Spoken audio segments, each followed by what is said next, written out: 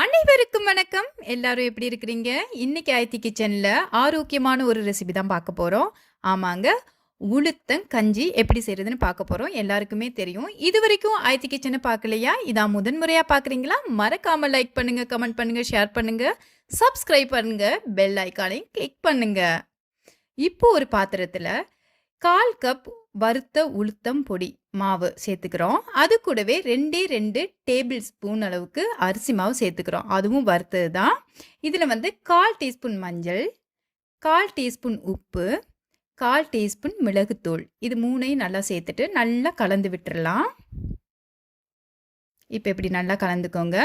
இதுக்கப்புறமா இதுக்கு தேவையானது தேங்காய் பால். நான் 1 கப் திக்கான தேங்காய் பால் எடுத்து கலந்துக்கிறேன். அது கூடவே கொஞ்சம் தண்ணி கலந்த தேங்காய் பாலையும் எடுத்து கலந்துக்கிறேன். மொத்தத்தில் 2 கப் தேங்காய் பால் கலந்துருக்குறோம். எல்லாம் நல்லா கட்டிகளே இல்லாமல் நல்லா கலந்து விட்டுக்கலாம். உங்களுக்கு 1 கப் தேங்காய் பாலுக்கு தண்ணி 1 கப் விட போகிறீங்கனாலும் ஒன்றும் தவறில்லை, சேர்த்துக்கலாம். இந்த மாதிரி நல்லா கலந்துக்கங்க. ரொம்ப தண்ணி தன்மையாக இருந்தால் தான் நாம் அடுப்பில் வச்சு கிண்டும்போது கெட்டியாக ஆகாது. இது அவசியமான ஒன்று என்னென்னா, நம்ம செய்கிறது உளுத்தங்கஞ்சி. கஞ்சின்றது கொஞ்சம் தண்ணித்தன்மையாக இருந்தால் தான் நம்மளால் குடிக்க முடியும். இப்போ இன்னொரு பாத்திரத்தில் சேர்த்துட்டு மிதமான தீயில் பொறுமையாக கிண்டிக்கிட்டே இருக்கணும். ஓகேவா? இதுக்கெல்லாம் எங்கம்மா டைம் இருக்குது அப்படின்னு நீங்கள் என்கிட்ட கேட்டால் டைம் வச்சுக்கணும். ஏன்னா இது நம்ம உடலுக்கு மிகவும் ஆரோக்கியமானது. முக்கியமாக பெண்களுக்கு மிக மிக அவசியமானது. மாதவிடாய் காலங்களாக இருக்கட்டும், இல்லை குழந்தை பெற்றவங்களாக இருக்கட்டும், இல்லை நிறைய சளி இருக்குது, என்னால் ரொம்பவே முடியலை அப்படின்னு நினைக்கிற நீங்களாக இருக்கட்டும், குழந்தைகளுக்கு ரொம்ப சளியாக இருக்குது, என்ன உணவு கொடுக்குறதுன்னே தெரியல அப்படின்லாம் நீங்கள் நினச்சிங்கன்னா கண்டிப்பாக மாற்று கருத்து ஏதும் இல்லாமல் இதை செஞ்சு நீங்கள் தாராளமாக கொடுக்கலாம். அவ்வளோ நல்லது. கண்டிப்பாக பெண் குழந்தைகளுக்கு கண்டிப்பாக கொடுங்க. நீங்களும் எடுத்துக்கங்க. மறக்காமல் வாரத்திலேயோ இல்லை மாதத்துலேயோ ஒரு 3 வாட்டி எடுத்துக்கிறது அவ்வளோ நல்லது.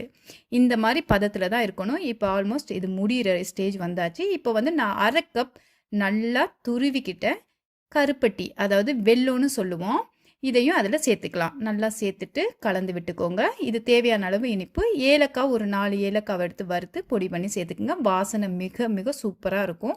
அது மட்டும் இல்லை, வெல்லத்துக்கு பதிலாக நீங்கள் நாட்டு சர்க்கரை கூட சேர்த்துக்கலாம், தப்பில்லை. ஆனால் வெல்லம் சேர்த்துக்கிட்டா இரும்பு சத்து.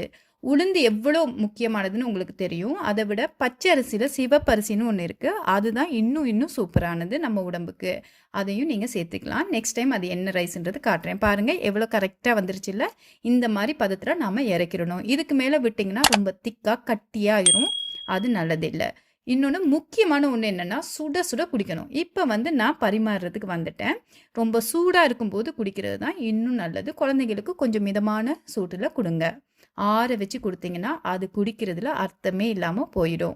எப்படி சூப்பராக ரெடி ஆயிடுச்சு இல்லை? இந்த ரெசிபி உங்களுக்கும் பிடிச்சிருக்குன்னு நான் நினைக்கிறேன். கண்டிப்பாக இந்த ரெசிபியை ட்ரை பண்ணுங்கள். லைக் பண்ணுங்கள், கமெண்ட் பண்ணுங்கள், மறக்காமல் சப்ஸ்கிரைப் பண்ணுங்கள், எல்லாருக்கும் ஷேர் பண்ணுங்கள்.